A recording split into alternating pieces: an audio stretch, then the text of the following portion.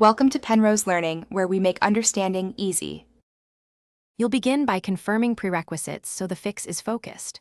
First, open Settings and make sure Location Services and Google Maps permissions are set to Always or While Using. This lets links launch with coordinates. Once done, update iOS and the Maps app in the App Store so you avoid known bugs, and then force quit and reopen the link. Doing these initial checks first rules out simple causes and prepares the phone for the deeper fixes that follow. Now you'll reset handling and associations to ensure the link routes correctly. Delete and reinstall Google Maps so iOS re-registers the app for map URLs. This corrects broken app-to-URL handoffs. If that fails, go to Settings General Transfer or Reset iPhone Reset Location and Privacy.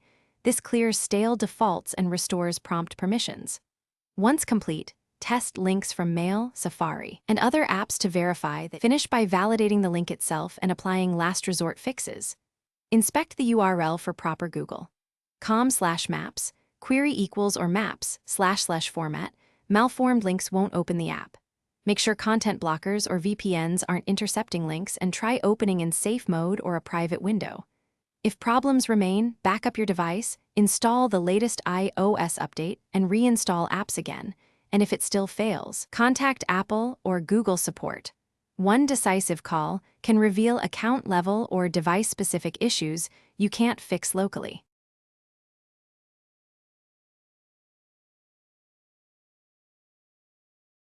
Thanks for watching. If this was helpful, leave a like and consider subscribing. See you next time.